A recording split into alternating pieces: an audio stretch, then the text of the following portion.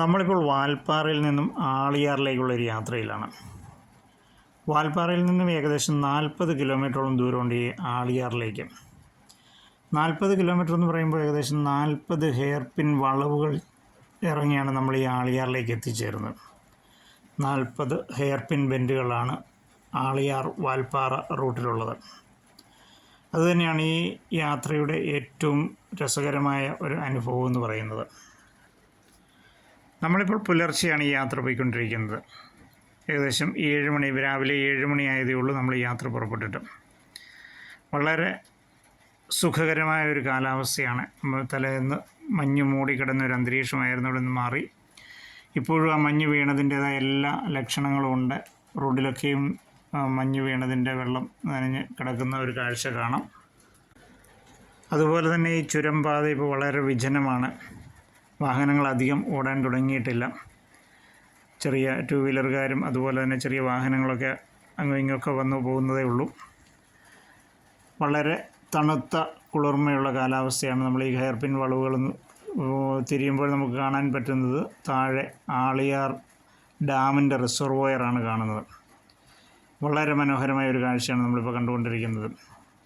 ഈ റിസർവോയർ ഏകദേശം 6.25 കിലോമീറ്ററുള്ള ഒരു റിസർവോയറാണ് ആളിയാർ ഡാമിനുള്ളത്.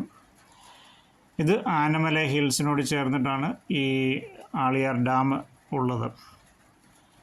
ആളിയാർ ഡാമിലെ റിസർവോയറാണ് ഇപ്പോൾ നമ്മൾ കണ്ടുകൊണ്ടിരിക്കുന്നത്. വളരെ ഉയരത്തിൽ നിന്നാണ് ഇപ്പോൾ കണ്ടുകൊണ്ടിരിക്കുന്നത്. ഈ ഓരോ ഹെയർ പിൻ വളവ് നീങ്ങിക്കൊണ്ടിരിക്കുമ്പോഴും നമുക്കിത് വളരെ വ്യക്തമായി കാഴ്ച കാണാൻ സാധിക്കുന്നുണ്ട്. അതുപോലെ തന്നെ വളരെ സമൃദ്ധമായ വൃക്ഷങ്ങൾ ഇടതൂർന്ന് വളർന്നുകൊണ്ടിരിക്കുന്ന ഒരു വനമേഖല. ഒരുപാട് വന്യമൃഗങ്ങളും അപൂർവങ്ങളായ സസ്യജാലങ്ങളും ഒക്കെ ഉള്ളൊരു വനമേഖലയാണ് ഈ ആനമല ടൈഗർ റിസർവ് എന്ന് പറയുന്നത്. ഈ ആളിയാർ അതിൻ്റെ ഒരു ഭാഗമാണ്. ഈ ഹെയർ പിൻ വളവ് നമ്മൾ തിരിയുന്ന സമയത്ത് നമുക്ക് വളരെ വ്യക്തമായിട്ട് ഈ ആളിയാർ ഡാമിൻ്റെ റിസർവോയർ മുകളിൽ നിന്നുള്ള വളരെ മനോഹരമായ കാഴ്ച അത് നമുക്ക് വളരെ വ്യക്തമായിട്ട് കാണാൻ സാധിക്കുന്നുണ്ട്. അതുപോലെ തന്നെ നമ്മൾ ഈ റോഡ് മുൻപോട്ട് പോയിക്കൊണ്ടി വളരെ സുന്ദരമായ റോഡ്, കുണ്ടും കുഴികളൊന്നുമില്ലാതെ വളരെ വൃത്തിയായിട്ട് സൂക്ഷിച്ചിരിക്കുന്ന ഒരു കാനന പാത. 2 വാഹനങ്ങൾക്ക് കൃത്യമായി പോകാൻ പറ്റുന്ന വീതിയേ ഉള്ളൂ എങ്കിൽ പോലും നല്ല രീതിയിൽ മെയിൻറ്റെയിൻ ചെയ്തിരിക്കുന്ന ഒരു പാതയെന്ന് നമുക്ക് പറയാം. വന്യമൃഗങ്ങളുടെ ശല്യം ധാരാളമുണ്ട്. അതുകൊണ്ട് തന്നെ നമുക്കിവിടെ ഇറങ്ങി നിന്നുള്ള കാഴ്ചകൾ അനുവദനീയമല്ല. വാഹനങ്ങൾ നിർത്തി കാണാനൊന്നും അവർ അനുവദിക്കുന്നില്ല. ഫോറസ്റ്റ് അതുപോലെ തന്നെ പോലീസിൻ്റെയൊക്കെ ചെക്കിങ് എല്ലാ സമയങ്ങളിലും ഉണ്ട്. അപ്പോൾ അതുകൊണ്ട് തന്നെ നമുക്ക് വാഹനത്തിലിരുന്ന് കാഴ്ചകൾ കാണാനേ സാധിക്കുകയുള്ളൂ. നമ്മളിപ്പോൾ ഈ ആളിയാർ റിസർവോയറിൻ്റെ കുറച്ചുകൂടി അടുത്തുള്ള ഒരു കാഴ്ചയാണ് കാണുന്നത്. ഓരോ ഹെയർ പിൻ വളവ് താഴേക്ക് ഇറങ്ങുമ്പോഴും നമുക്ക് ഈ ആളിയാർ ഡാമും ആളിയാർ റിസർവോയറും വളരെ അടുത്തടുത്ത് വന്നുകൊണ്ടിരിക്കുകയാണ്. അതുതന്നെയാണ് ഈ യാത്രയുടെ ഒരു വലിയ ഒരു കാഴ്ചയെന്ന് പറയുന്നത്. ഏറ്റവും മുകളിൽ 40ാമത്തെ ഹെയർ പിൻ ബെൻഡിൽ നമ്മൾ ഈ കാഴ്ച കാണാൻ ശ്രമിച്ചാണ്. പക്ഷേ മഞ്ഞ് മൂടിക്കിടന്ന കാരണം ആ കാഴ്ച നമുക്ക് വ്യക്തമായില്ല. അതുകൊണ്ടാണ് താഴേക്ക് ഇറങ്ങി വരുമ്പോൾ നമ്മൾ ഈ കാഴ്ച കൂടുതൽ വ്യക്തമായിട്ട് കാണിക്കുന്നത്. റോഡിൻ്റെ ഇരുവശവും വനമേഖലയാണ്. ഇടതൂർന്ന വനമാണ്. ധാരാളം മൃഗങ്ങൾ രാത്രി സമയങ്ങളിലൊക്കെ ഇവിടെ ഉണ്ട്. പകലും അതിൻ്റെയൊക്കെ സാന്നിധ്യമുണ്ട്. എങ്കിൽ പോലും ഇപ്പം അവയൊന്നും നമുക്ക് കാണാൻ സാധിക്കുന്നില്ല. നമ്മൾ വീണ്ടും താഴേക്ക് പോയിക്കൊണ്ടിരിക്കുകയാണ്. താഴേക്ക് ആളിയാർ ഡാമിന് സമീപത്തേക്ക് നമ്മൾ പോയിക്കൊണ്ടിരിക്കുകയാണ്. അതിൻ്റെ ഏറ്റവും മനോഹരമായൊരു കാഴ്ച എന്ന് പറയുന്നത് ഇവിടെ നമ്മൾ ഈ മലമുകൾ നോക്കുമ്പോൾ, അതായത് മലകളുടെ ഇടയിൽ ഒരു ജലാശയം പോലെ ഈ ഡാം ഇങ്ങനെ കാണാൻ സാധിക്കുന്നുണ്ട്.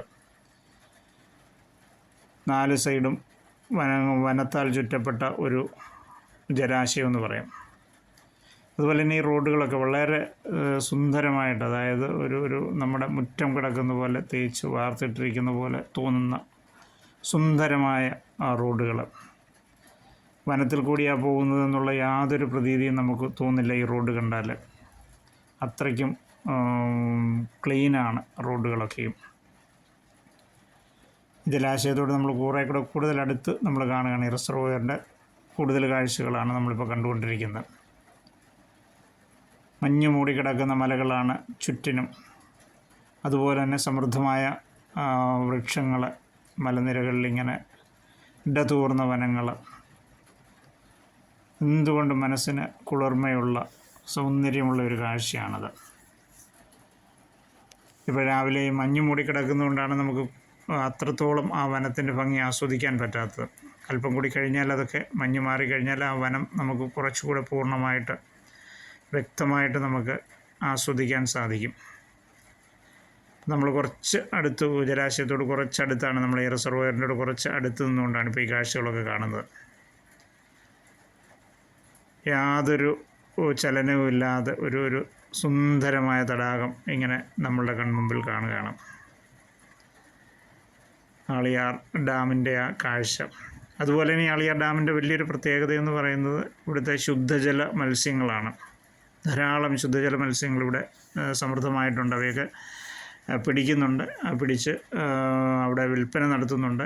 ആ ഡാമിൻ്റെ മുൻഭാഗത്തായിട്ട് അതിനൊക്കെ വലിയ സ്റ്റാളുകൾ കാര്യങ്ങളൊക്കെ ഉണ്ട്.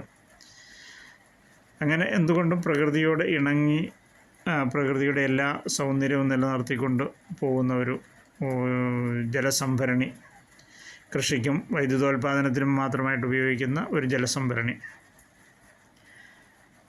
അതാണ് ഈ ആളിയാർ ഡാം എന്ന് പറയുന്നത്. കാഴ്ചകൾ കണ്ട് നമ്മൾ വീണ്ടും താഴേക്ക് പോയിക്കൊണ്ടിരിക്കുകയാണ്. ആളിയാറിനോട് നമ്മൾ അടുത്തുകൊണ്ടിരിക്കുകയാണ്. ഈ ആളിയാറിൻ്റെ ഒരു പ്രത്യേകത എന്ന് പറയുന്നത് ഈ ഡാമും അതുപോലെ തന്നെ ഇവിടെ മറ്റു കുറച്ച് സ്ഥാപനങ്ങളുണ്ട്, അതൊക്കെ നമുക്ക് കാണാൻ സാധിക്കും. അപ്പം നമ്മൾ കുറച്ചുകൂടെ താഴേക്ക് ഇറങ്ങി ഈ ഹെയർ പിൻ വളവുകളൊക്കെ പിന്നിട്ടുകൊണ്ടിരിക്കുകയാണ്.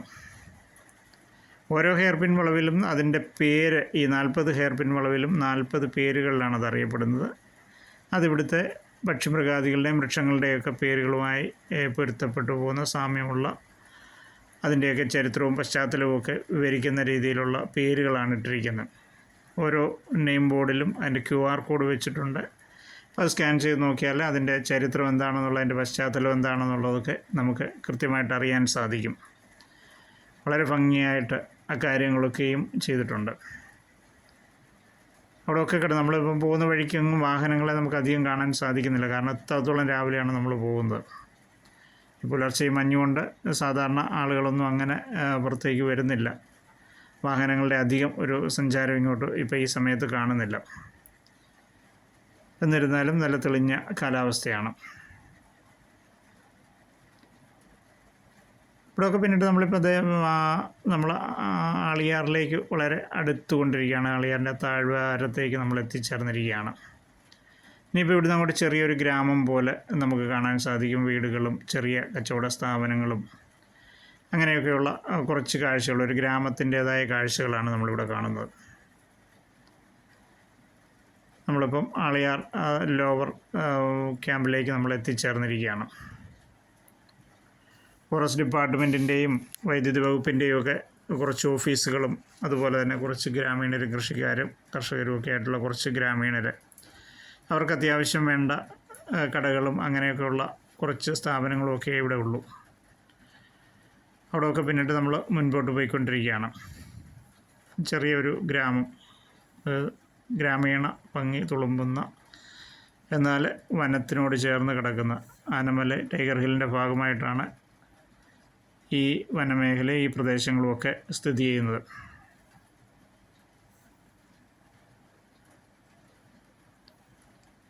ഇവിടെ എല്ലാം പിന്നിട്ട് നമ്മൾ താഴേക്ക് എത്തുമ്പോൾ നമുക്കവിടെ ഒരു മനോഹരമായ ഒരു കാഴ്ച കാണാൻ സാധിക്കും.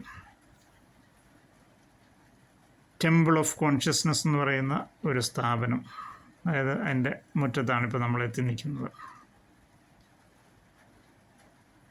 ഇതിന് വലിയ ചരിത്രവും വലിയ പ്രാധാന്യമുള്ള ഒരു സ്ഥാപനമാണ് ടെമ്പിൾ ഓഫ് കോൺഷ്യസ്നസ്, അല്ലെങ്കിൽ അറിവ് തിരുക്കോവിൽ എന്ന് പറയപ്പെടുന്ന ഈ സ്ഥാപനം. അറിവ് തിരുക്കോവിൽ എന്നാണ് തമിഴിൽ ഇതറിയപ്പെടുന്നത്.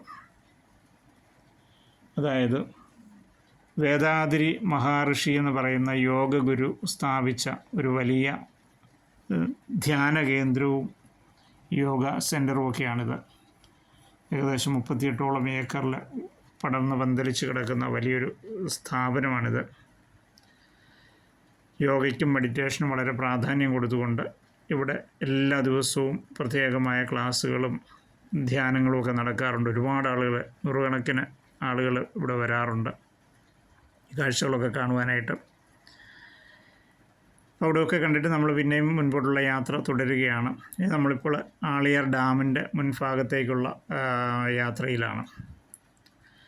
റോഡിനിരുവശവും സമൃദ്ധമായ മരങ്ങൾ റോഡിലേക്ക് തണൽ വിരിച്ച് ഇങ്ങനെ നിൽക്കുന്നൊരു കാഴ്ച. വനത്തിനോട് ചേർന്ന് കിടക്കുന്ന ഒരു ചെറിയ ഗ്രാമം. ഈ ആളിയാർ ഡാമിൻ്റെ മുൻഭാഗത്തേക്ക് വരുമ്പോഴവിടെയൊക്കെ തിരക്ക് ആയി തുടങ്ങി. വിനോദസഞ്ചാരികളുമായി എത്തിയിരിക്കുന്ന വാഹനങ്ങളും കച്ചവടക്കാരും കച്ചവട സ്ഥാപനങ്ങളൊക്കെ തുറക്കാൻ തുടങ്ങിക്കഴിഞ്ഞു. അപ്പോൾ അവിടെയൊക്കെ തിരക്ക് അനുഭവപ്പെടാൻ കുറച്ചുകൂടി കഴിഞ്ഞാൽ വലിയ തിരക്കും കാര്യങ്ങളൊക്കെ ആയിരിക്കും. ഇവിടുത്തെ വലിയൊരു പ്രത്യേകത എന്താണെന്ന് ചോദിച്ചാൽ, ഈ ആളിയാർ ഡാമിൻ്റെ മുൻഭാഗമായി വലിയ ഒരു ഗാർഡൻ ക്രിയേറ്റ് ചെയ്തിട്ടുണ്ട്. സമൃദ്ധമായ ചെടികളും അതുപോലെ തന്നെ നല്ല കാഴ്ച ഭംഗിയുളവാക്കുന്ന കാഴ്ചകളുമൊക്കെ ആയിട്ട് നല്ലൊരു ഉദ്യാനം ഇവിടെ മെയിൻറ്റെയിൻ ചെയ്തിട്ടുണ്ട്.